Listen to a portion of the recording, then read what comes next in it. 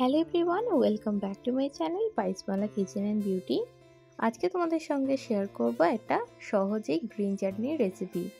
তার জন্য আমাদের এখানে লাগবে 1 ইঞ্চি আদা, তার সঙ্গে 10-12টা রসুনের কোয়া, পেঁয়াজ কলি কিংবা পেঁয়াজ শাক, তার সঙ্গে লাগবে টমেটো, কাঁচা লঙ্কা আর বেশ খানিকটা ধনেপাতা।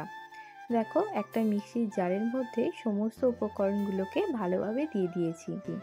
এই চাটনিতে কোনো রকমের টক জাতীয় যেমন তেঁতুল কিংবা লেবু ব্যবহার করা হয়নি। দেখো, এখানে আমি ব্যবহার করেছি যেগুলো সহজেই তোমরা শীতকালে বাজারে কিন্তু পেয়ে যাবে। আর এখানে আদার তুলনায় রসুনের পরিমাণটা একটু বেশি দিতে হবে। আর দিয়েছি একটা অর্ধেক পেঁয়াজ। যেহেতু এখানে পেঁয়াজ কলি ব্যবহার করেছি, তাই জন্য আমি এখানে অল্প পরিমাণে পেঁয়াজটা ব্যবহার করলাম। কড়াইয়ের মধ্যে বেশ খানিকটা সর্ষের তেল দিয়ে পেস্ট করে রাখা সমস্ত উপকরণটা কড়াইয়ের মধ্যে দিয়ে সামান্য নুন এবং চিনি দিয়ে, এখানে আমি চিনির পরিবর্তে বাতাসা ব্যবহার করেছি, তোমরা চিনি ব্যবহার করতে পারো। নাড়াচাড়া করে নিলে রেডি হয়ে যাবে আমাদের সাধারণভাবে তৈরি করা গ্রিন চাটনি। রুটি, পরোটা, ধোসার সঙ্গে অবশ্যই এই চাটনিটা ট্রাই করে আশা করছি তোমাদের অনেক বেশি ভালো লাগবে।